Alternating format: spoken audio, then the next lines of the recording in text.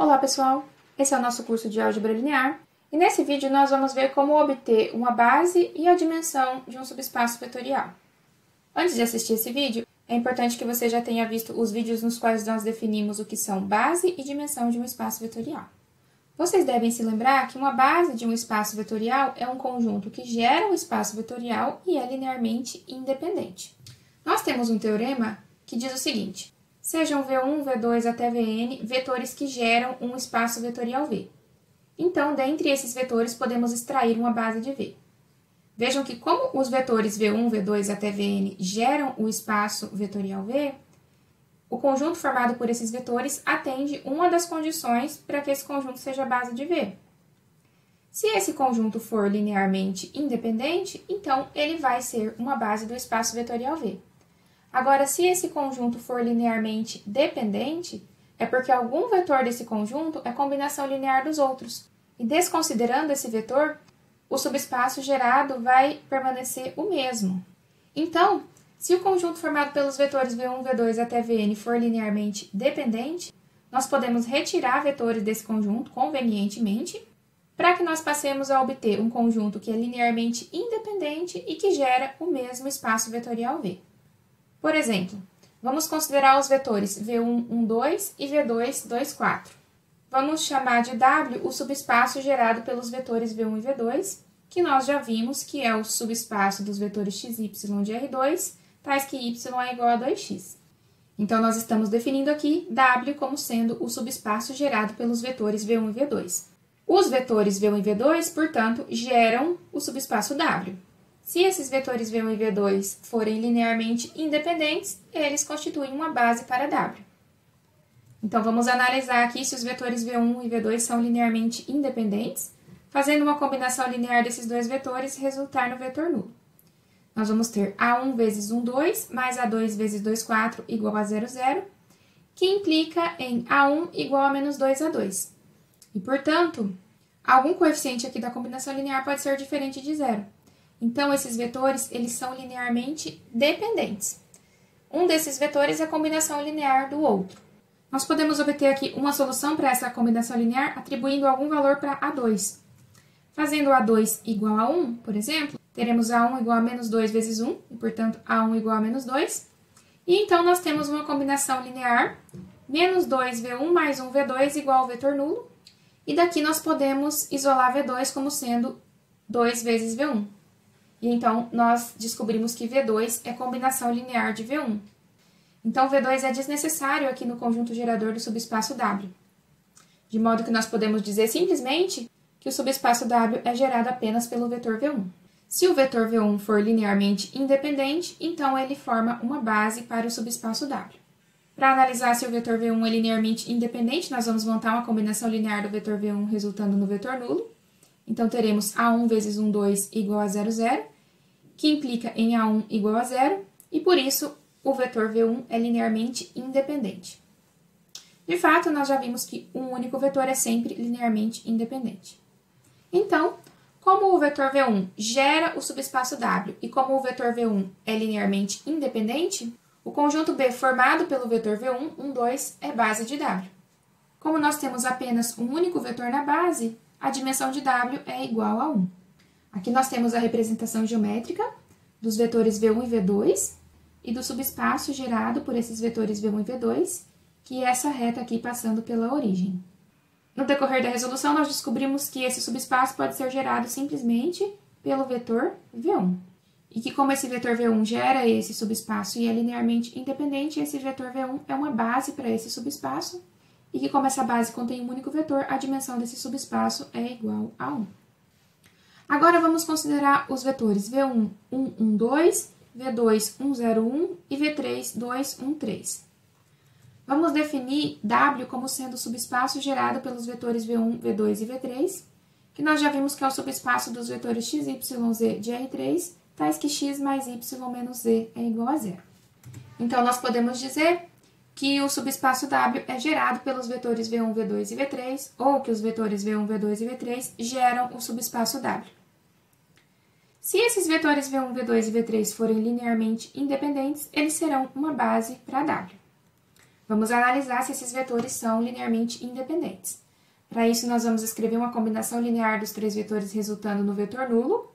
E então teremos A1 vezes 1, 1, 2, mais A2 vezes 1, 0, 1, mais A3 vezes 2, 1, 3, igual a 0, 0, 0, que nos dá um sistema possível indeterminado, que tem soluções com A1 igual a menos A3, A2 igual a menos A3. Portanto, como algum dos coeficientes da combinação linear pode ser diferente de zero, os vetores V1, V2 e V3 são linearmente dependentes. Isso significa que algum dos vetores desse conjunto é a combinação linear dos outros. Para descobrir qual é esse vetor que é a combinação linear dos outros, nós podemos aqui encontrar uma solução para a combinação linear, atribuindo algum valor para A3. Fazendo A3 igual a 1, por exemplo, nós teremos A1 igual a menos 1 e A2 igual a menos 1. E então teremos uma combinação linear menos 1 vezes V1, menos 1 vezes V2, mais 1 vezes V3 igual ao vetor nulo. E aqui nós podemos isolar o vetor V3 como sendo V1 mais V2. E então nós vemos que o vetor V3 pode ser escrito como combinação linear dos vetores V1 e V2. Isso significa que o vetor V3 é desnecessário aqui no conjunto gerador, e nós podemos ter o subespaço W gerado simplesmente pelos vetores V1 e V2. Se os vetores V1 e V2 forem linearmente independentes, eles formam uma base para W. Vamos analisar se os vetores V1 e V2 são linearmente independentes, escrevendo uma combinação linear deles resultando no vetor nulo. Temos aqui A1 vezes 1, 1, 2, mais A2 vezes 1, 0, 1 igual a 0, 0, 0, que implica em A1 e A2 iguais a 0, e, portanto, os vetores V1 e V2 são linearmente independentes. Como os vetores V1 e V2 geram o subespaço W e são linearmente independentes, o conjunto formado por esses vetores é uma base de W. E como essa base possui dois vetores, nós dizemos que a dimensão de W é igual a 2. Nós temos aqui a representação geométrica dos vetores V1, V2 e V3 e do subespaço gerado por esses três vetores. Observem que se nós considerarmos apenas os vetores V1 e V2, nós continuamos gerando esse mesmo subespaço. E teremos um conjunto ali que vai ser a base desse subespaço. E como essa base possui dois vetores, a dimensão desse subespaço é igual a 2. No caso de nós termos um conjunto linearmente dependente, e então algum dos vetores do conjunto ser combinação linear dos outros, temos uma forma bem prática de saber qual dos vetores pode ser escrito como combinação linear dos outros. Quando a gente resolve o sistema homogêneo associado ao problema, como esse sistema vai ser possível indeterminado, nós teremos uma ou mais variáveis livres.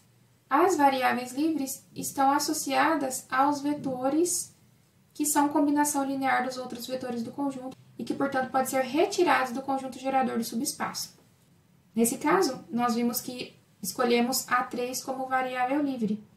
Então, V3 é um vetor que pode ser retirado aqui do conjunto gerador de W, que foi o que nós fizemos. E, por fim, temos o exemplo 3, que traz o subespaço W formado pelos vetores x, y, z de R3, tais que z é igual a 0. E nós queremos obter uma base e a dimensão desse subespaço. Então, seguindo o que nós fizemos nos exemplos anteriores, se nós tivermos o conjunto de vetores que gera esse subespaço, a partir desse conjunto de vetores geradores, nós conseguimos obter uma base para o subespaço. Vamos então procurar quem são os geradores de W.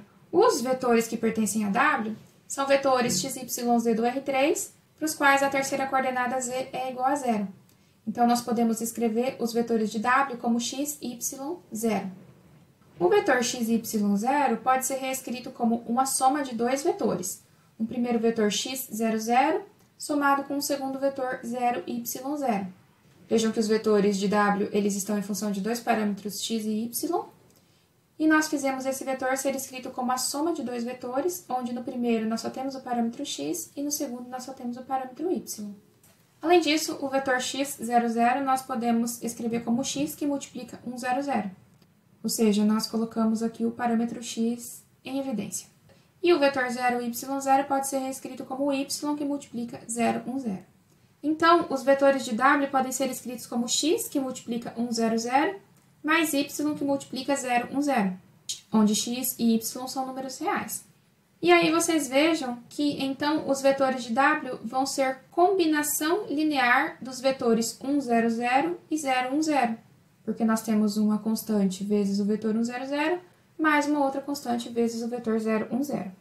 E, portanto, nós podemos dizer que o subespaço W é gerado por dois vetores, V1 e V2, sendo o vetor V1 1, 0, 0 e o vetor V2 0, 1, 0. Se esses dois vetores geradores forem linearmente independentes, então eles vão formar uma base para o subespaço W. Vamos analisar se esses vetores são linearmente independentes, escrevendo uma combinação linear deles resultando no vetor nulo. Nós teremos A1 vezes 1, 0, 0 mais A2 vezes 0, 1, 0 igual a 0, 0, 0. E isso implica que os coeficientes A1 e A2 são iguais a zero e que, portanto, esses vetores são linearmente independentes. Como esses vetores geram o subespaço W e são linearmente independentes, nós temos uma base para W formada por esses vetores, V1, 1, 0, 0 e V2, 0, 1, 0. Como essa base contém dois vetores, nós concluímos que a dimensão de W é igual a 2. Nós temos aqui uma representação geométrica do subespaço W, que é o conjunto dos vetores de R3 para os quais Z é igual a 0, e esses são os vetores aqui do plano XY. E temos aqui os vetores V1 e V2 que formam uma base para esse plano, cuja dimensão é igual a 2. Para finalizar, nós temos esse teorema que pode ser muito útil quando nós precisamos determinar uma base de um espaço vetorial. Seja V um espaço vetorial de dimensão n. Então, vejam que aqui nós sabemos que a dimensão do espaço vetorial V é igual a n. Então, nós sabemos que uma base de V terá n vetores. Esse teorema diz que nessas condições, qualquer subconjunto de V com n vetores geradores de V é uma base de V, e que qualquer subconjunto de V com n vetores linearmente independente é uma base de V. Então, nesse caso, nós sabemos qual a dimensão do espaço vetorial, então nós sabemos quantos vetores nós teremos numa base daquele espaço vetorial. E esse teorema diz que se nós tivermos um conjunto de n vetores, e se esse conjunto atende uma das condições para ser base, a outra condição vai ser satisfeita automaticamente.